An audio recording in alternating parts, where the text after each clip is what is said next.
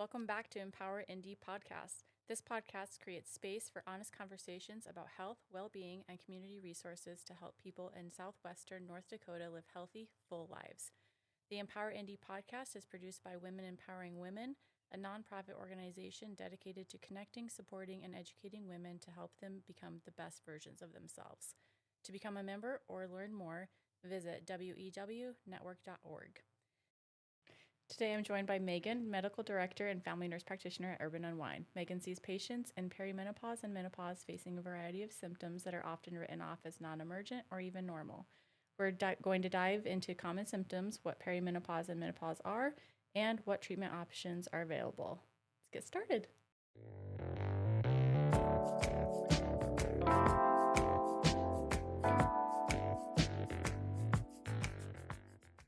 Yeah. Okay. Can you tell me a little bit about yourself and your role at Urban Unwind? Yeah. So like you said, I've been a nurse for 18 years, an NP for 8 of those years. I started in family practice here in town, and then now I have moved over to Urban Unwind it's been 4 years now, and started a medical practice over there. So we do a lot of hormones, women's longevity, women's health, dermatology as well, just because we do deal a lot with skin there, and a couple of different other little family practice things that I squeeze in. But most of the time, we deal with hormones, and that's kind of what our specialty has been, especially since it's kind of lacking around here. Right. Mm-hmm. So why do hormones impact so many different parts of the body beyond reproduction? Let's start with that. Yeah, so we start off with a banger right off the top. Hormones are involved in everything, right? So hormones are our little messengers, and so if something isn't right inside of our body, it's gonna affect every single part of our systems. So I always like to say, like, if our metabolic health isn't correct, then our hormones and reproductive health won't be correct, which then leads to everything else in our body, right? So hormones are really they control everything in our body, so from our brain, from our heart, from our muscles, all the way down to that reproductive system, they control everything. Yeah, and I think it's important too to just like talk about the fact that it's not a one size fits all. So I think that's something that I notice with patients a lot is they're like, well, my friend got this and this was what their levels were Yes. and their symptoms and it's a totally different case every single time. Yeah. So I think that's something that's important for women to know is that it doesn't have to match. No, and it doesn't, and it won't probably. I Right. mean, we have women who start really young in that perimenopausal cycle and with severe symptoms. And then we have women that, just breeze right through menopause, no problem. And they might have different issues with metabolic health or heart health down the line versus hormonal health, So yeah, it's a huge conversation that we have to have with each of our women. I think especially with women and being busy and being active, a lot of times their symptoms are discounted or they ignore them as vague symptoms. So what are some vague symptoms that you've encountered? Yeah, that it is the most the hardest part about menopause too, and about women's health is that these vague symptoms are just like cries for help. Like our body is just crying out for help, but they're just seen as vague symptoms. So, and then one will affect the other, which will affect the other. So most of the time, I mean, like you said, every woman is different, but a lot of the most common side effects are going to be, or symptoms right off the bat, are going to be some insomnia. They just can't sleep. They get that early morning wakening, 4 o'clock, unable to go back to sleep. And then, on top of that, then that affects their whole entire day. So then it's that vicious cycle. We start to get anxiety, So a lot of women end up with some antidepressants or anti-anxiety meds around this time. And it's simply just a lack of controlled and balanced hormones is all it is.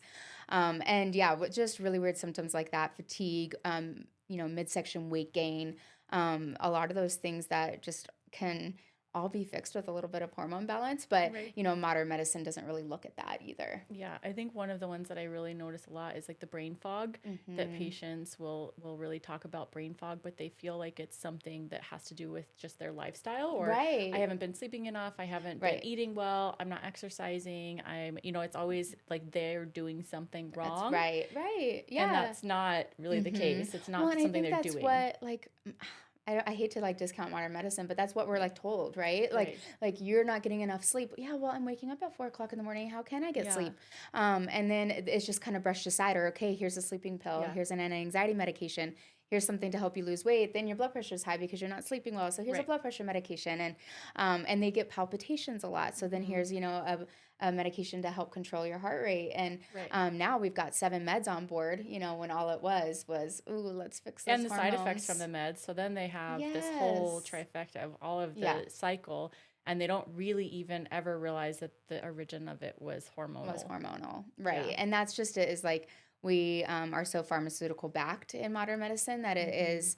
it is just easy just to pop a pill. A pill for an ill is how I like to Right. describe like my old job. I've been there, so I Mhm. get it. And it shouldn't be like that. Yeah. We should be looking at it as a whole picture, and especially for us women when we endure so many things during our life and they are all hormonally backed. Yeah. It's that should be our first thing to go to. Right. Mm-hmm.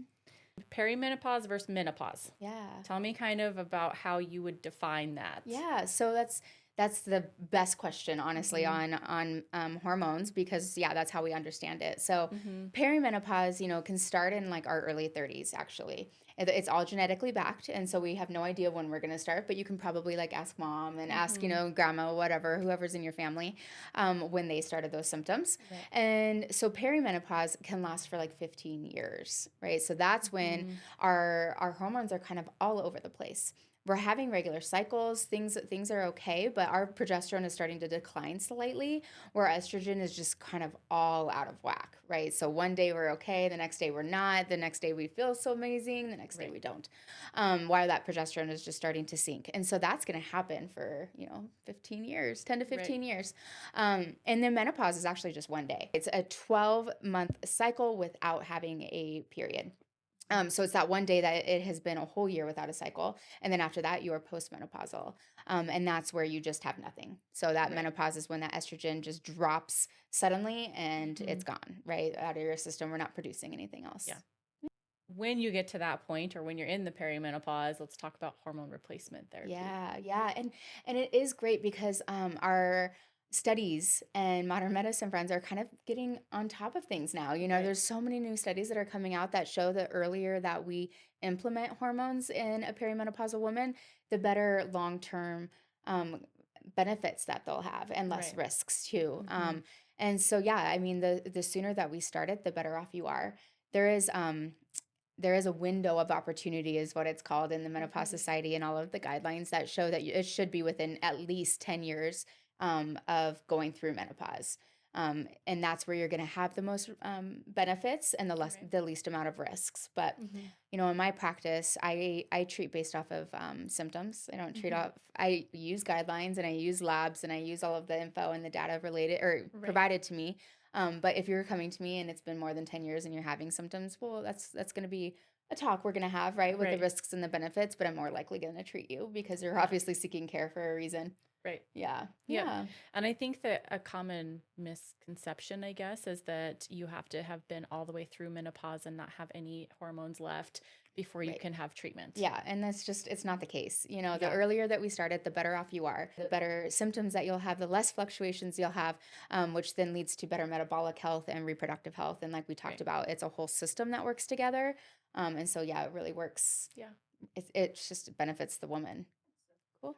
Okay, Okay. so a question that I know I get a lot in clinic is I've Hmm. had a hysterectomy. Yeah. I still have ovaries, and could some of my symptoms be menopause Yeah, symptoms? absolutely. And we find, I mean, some women who have had a hysterectomy still feel monthly what is going Mhm.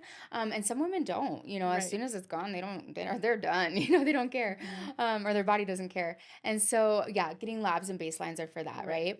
right? And that's that is one of my biggest myths actually is that I always get, oh, my provider told me I don't need progesterone on board because I don't have a uterus. Mhm. And I think that although it is clinically true, I think we're kind of doing a disservice to our women too because Right. progesterone is a huge, we need that in our bodies and we need Mhm. that when we're on estrogen.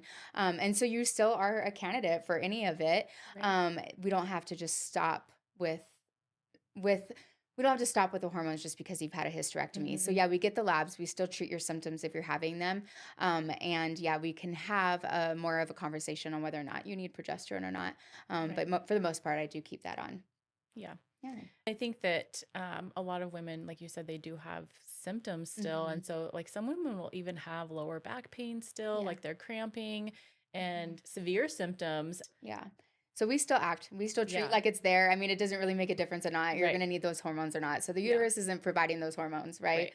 Right. So we still take a look at what the ovaries are doing and what your brain is signaling, Mm-hmm. and correlate those with your symptoms for Right. treatment. And I Mm-hmm. think that, like you said, a myth is that they discount those symptoms a lot of times, that their lower back just hurts because of this or that, or, Mm-hmm. Yeah. they're a little bit more emotional because of this. And Mm-hmm. they don't relate it to a cycle. Oh my gosh. It's so I had a woman who was very young and had a hysterectomy, a total hysterectomy, Mm-hmm. due to severe bleeding. And as soon as everything was gone and she was healed up, she just felt no love and compassion or like any Mm-hmm. connection with her kids. And that was just because she was missing all those hormones Right. again. Nobody should have that feeling, of Right. course. So it does. It Mm-hmm. it goes not only physically and psychosocially and mentally and emotionally and just messes with everything Yeah. because hormones are the basis and the backing behind Mm-hmm. everything. Mm-hmm. Mm-hmm. So if you were a patient and you were going to your provider, like say you have a family practice provider, what questions or topics or way to approach that would you recommend? That's the hardest thing too. And I Mm-hmm. think I think it's hard because I mean, first of all, from us being family nurse practitioners, right? And we've been in the modern medical model where we have to see patients every 15 minutes and Right. we have to kind of decide real quick what's going to be most important and Mm-hmm. hindering. I think that really does kind of affect how we treat menopause because menopause takes time. Right. A lot of it is education. Yeah. And women don't know why they're going through these and why they have these Mm-hmm. symptoms and why all of a sudden, nothing has changed lifestyle wise, but they're gaining the weight. And it's so frustrating. And no matter what they Yeah. do, it's not going away. And so, yeah, I think it really is just the time. So you have to find a provider that allows that time, Right. and is okay getting the labs and interpreting those Mm-hmm. labs. I think that kind of gets pushed to the side as Right. well. Like I hear women all the time, well, they said my labs were normal and they didn't look any further. Well, okay, there is such a thing as optimal labs too. They Right. can be normal based on, the average of the Right. Americans. Normal doesn't mean that you're optimal, and that could be the cause of most of your And symptoms. if it's normal but you're still symptomatic, then Right. Then why are we ignoring it? right. I mean, my motto, yeah, we don't treat labs, we treat you, Mm-hmm. and yeah, the labs are helpful and we'll get them because everybody loves some data, right, on Yeah. themselves and they can see the improvement. Mm-hmm. But that's not everything. Yeah. And so when you do go to a provider, I think the main thing is just to advocate for yourself too. Right. You just have to be honest with them and be like, okay, I understand that you don't know how to interpret these, but like, more likely they're going to find somebody who will. Right. And it may not be local, it may be online, Yeah. and if we can take care of our people here in town, I think it's best. Right. Yeah. And face to face, Well, and as I think always. just knowing, like, for you and I, when I left of regular family practice and started with functional medicine, even having you as a mentor and being able to Yeah. like reach out to you for questions, I think Mhm. that's valuable, and having patients know in town that there Right. are Oh gosh, options yes. and that we work together and Yeah. like are trying to make sure that Mhm. the accessibility in our area is Oh there, my gosh, and you it's so know. cool to see so many of these these clinics popping up that, Right. I mean, oh gosh, we have more than enough patients to go around, Yeah. so I'm like the more the merrier and the more that we can get out into North Dakota, the better Right. too, because a lot of the country is already doing this. Yeah. And we're just a little bit behind in the times. And so it's comforting. And I think Yep. it's just like really rewarding to find like to hear people like, yeah, we want to do that too. And like we're Right. really seeing so much benefit out of it. Like, Yeah. that's so sweet, I love it. Yeah, I think especially because like you kind of have spearheaded that in our area and Yeah. made sure that Yeah. there's a path and Mhm. the resources and Yeah, well, I got really lucky. I mean, I really got to credit a lot of my um practice now to Steve Ersfeld over at Ersfeld right. He helps Pharmacy. me a lot Yeah, too. yeah. I mean, I was right down the hall from him and he Yeah. basically just grabbed me and was like, this is what you're gonna do. Yeah. A lot of it. We're gonna send patients to you. Right. And the more and more that I went to conferences and chatted with him, Yeah. I'm like, you're right. You're 1,000% right because this is the beginning. And if it's not, Yeah. right, like we could avoid so many things down line. Um, Yeah. if we just kind of address the hormones first. Yeah. He's really helpful with that Mm-hmm. for sure. Yeah. Okay. So, what advice do you have for women who feel that they may be experiencing perimenopause or menopause symptoms and want to get support? Oh, yes. Is ask. Yeah. I mean, I think like the conversation alone is what we need. Just ask, and you have to Yep. advocate for yourself. Don't take no, or you're too young for menopause, or Right. you're too young for these symptoms as an answer. It's Yeah. not true. And I think even like with my primary practice, because I'm still doing primary practice Yeah. as well, is having the patients that are my primary patients that I've treated that are finding success and sleeping better and just feeling better, Mm-hmm. then they spread the word too of like, hey, if Mm-hmm. you are Oh having those gosh. symptoms, that's not just you're a rundown mom. Right, right, right. There's Yes. other things going on. Exactly. Like you don't have to take that as an answer, Yeah. and if you don't feel like it's the right answer for you, then yeah, you have to Right. keep asking those questions. Yeah. So tell us a little bit about if a patient were to come to see you, what would that look like? Yeah, so we are more of a spa setting, right? So then it doesn't look like a whole doctor's office. So hopefully Mhm. that is a little bit more calming. But yeah, they check in just like you would at a doctor's office and give them your insurance information. Mhm. You wait for hopefully not very long. I come out and grab you, and I bring you back into my room, and we just have a conversation.